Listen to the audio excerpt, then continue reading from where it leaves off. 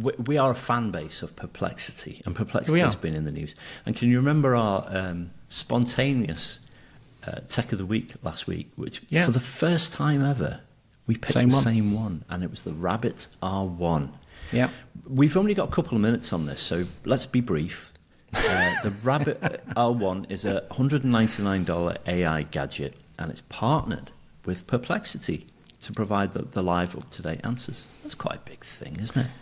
Well, it was ironic, wasn't it, that we recorded 2 weeks ago, and we had the Rabbit R1 and Perplexity as separate subjects in the same show. How weird. And then within days, Perplexity were pumping out notes to say that they had just done this big deal, and they are now the question and answer engine inside of the Rabbit, which has now sold 50,000 units, by the way. I know. Can I say what I think is quite a big thing out of this, that makes it really good value as well, is that the Rabbit R1 is only $199. And apparently, if you're among the first 100,000 purchasers of the Rabbit R1, you'll receive Perplexity Pro on that Rabbit. Now, Perplexity Pro is $20 a month or £20 a month in the UK. So that's a good deal. You get it for free, basically. You basically get it for free if you're among those first. And if it's going at 50,000 pre-orders, then you're going to have to be quick. Yeah. Did you see? I was going to ask you about Perplexity, because you're an Arc user, aren't you? Yeah. You use the Arc browser. But I read that Perplexity's can now be the default search engine. Is that right? That's right. It is indeed. It was a bit clunky because how Arc works, it has different spaces that you can operate in. And I went to the settings, and Perplexity was only in one setting. You could still see all the usual things, but it's the first one. So along with you can choose Google, DuckDuckGo, Bing, something else, and there was Perplexity. And I thought, well, that's quite a big thing as well. Have you changed it to your default search? Not yet. It needs, because I use it for my default anyway, so I've got it as a tab. And I will do that once they fix it, because there was an update for Arc just this morning before I press record, so maybe they fixed that little quirk in the settings so that it is on every space. Let's talk awards. I remind everybody, if you're not using it already, everyone should have Perplexity. It is the future of search. We had a bit of fun earlier with a bit of Japanese, and I thoroughly enjoyed it.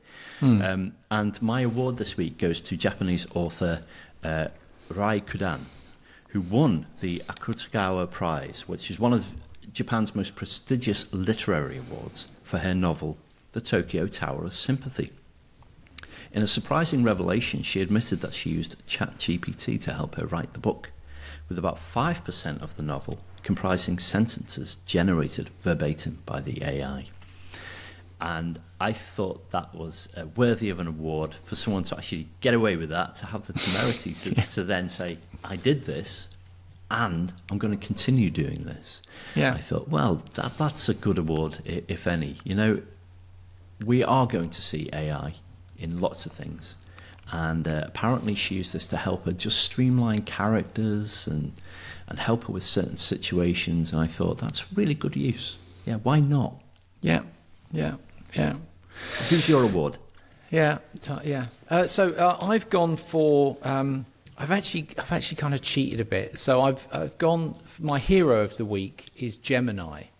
Now Gemini is Google's alternative to ChatGPT. So it's not actually a person, but it has got a kind of a name of a person. And the reason is that it's they've just rolled out a version of Gemini into the new Samsung high-end phones. And the story here is that they're putting AI directly into the phone, so you don't have to be connected to this large language model running on this monster computer back at the base. And the thing that I liked about it is that where they've integrated, and this is another example of how AI will be integrated. If you were watching, let's say, a TikTok video of someone like Gregory Porter. Okay, now Gregory Porter's famous for wearing a hat. You know Gregory Porter? I do. I'm a big fan. Yeah. Yeah. So he always wears this hat, right, and with a scarf around his neck. Mm-hmm. And the thing is, if you was watching, say, a TikTok on your Samsung phone, and you drew with your finger a little circle around the hat, Google will identify that you're asking for information about the hat, and it will go do a Google search, and it will come back and it will tell you that it's a Kangol Summer Spitfire, and Is that a real thing? That's the name of his. That's the hat. The name of the hat. He wears a Kangol Summer Spitfire. If you, it's true. But if you didn't know, Shaun, if you didn't know that until I told you, now if you had a Samsung phone, you could have run your finger around his hat, and then Google would have said, "Hat, Gregory Porter is a Kangol Summer Spitfire. Oh, by the way, they're 99 quid, and you can get them from Argos or some whatever." Fantastic. So. I'm sorry, distracted by whoever named that hat. What, a Summer Spitfire? Anyway, Kangol. It was Kangol that named it. Thanks for listening to the show. You can find Rick and I on Patreon and YouTube as well, where you can check out our special videos this week. And for more than we can fit into this humble half hour. So we will be back for another episode 43, believe it or not, of Big Tech, Little Tech. I was Shaun Weston. And I was Rick Huckstep.